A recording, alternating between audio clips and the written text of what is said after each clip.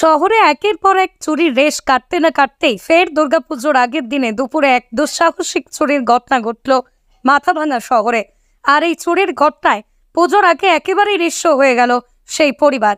এদিন এই চুরির ঘটনাটি ঘটে মাথাভাঙা শহরে ৮ নম্বর ওয়ার্ডের দেশবন্ধু পাড়া এলাকায়।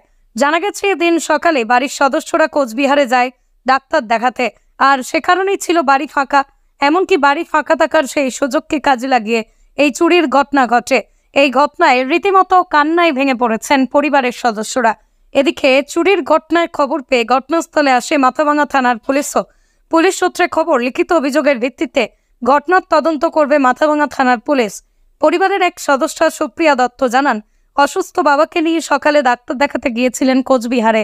তবে দুপুর নাগাদ বাড়িতে এসে দেখতে পান ঘরে গেটের তালা ভাঙা, ঘরের ভিতরে থাকা সমস্ত কিছু এলোমেলো এই অবস্থায় পড়ে রয়েছে।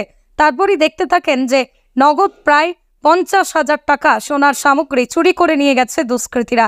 এই ঘটনায় থানায় লিখিত অভিযোগ করবেন বলেই জানিয়েছেন। সকালবেলা ৯:৩০টার সময় কুচবিহারে গেছি, আমার বাবা অসুস্থ, ডাক্তারের কাছে গাড়ি নিয়ে গেছি। ৯:৩০টার সময় বেরিয়েছি বাড়ির থেকে।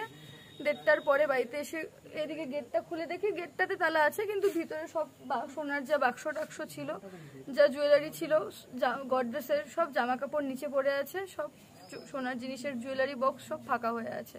টাকা পয়সা হ্যাঁ ছিল, আমার প্রায় ৪০ থেকে ৫০,০০০ টাকা ঘরে ক্যাশ ছিল। সোনা দানা কতটুকু ছিল? সোনা দানা সোনা হলো দুটো, মনে করো মালা ছিল, একটা সোনার চেন ছিল, আর ৩ ভরি নেকলেস ছিল একটা বড়, তারপরে হলো আংটি, কানের সবই ছিল।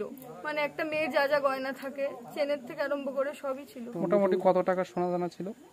এখন তো অনেক দাম, মোটামুটি তো ৪ লাখ থেকে ৫ লাখের উপরে চলে গেছে। মানে সোনা দানা টাকা পয়সার পাশাপাশি আরো অন্যান্য কিছু নিয়ে গেছে না? হ্যাঁ, ওই একটা স্মার্ট ওয়াচ ছিল, ওটা নিয়ে গেছে। হ্যাঁ, ওগুলোই এখন চুরি ছিল। সোনা তোমরা বাড়িতে এসছো কখন? সোনা চুরি ছিল ১:৩০টার পরে।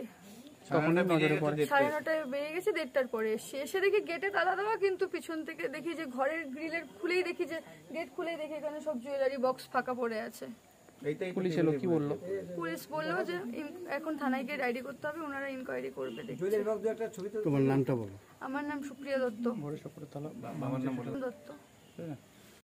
গোবরাছড়া বাসন্তী টয়েজ অ্যান্ড গিফট এবার পুজোয় নিয়ে এসেছে খুচরো ব্যবসায়ীদের জন্য বিশেষ সুযোগ। এখানে সুলভ মূল্যে বাচ্চাদের খেলনা এবং বিভিন্ন অনুষ্ঠানের আকর্ষণীয় উপহার সামগ্রী সুলভ মূল্যেই পাইকারি বিক্রয় করা হয়। পাইকারি খেলনা সামগ্রী সুলভ মূল্যে পেতে চলে আসুন গোবরাছড়ার একমাত্র পাইকারি খেলনা ও গিফট বিক্রেতা বাসন্তী টয়েজ অ্যান্ড গিফটসে।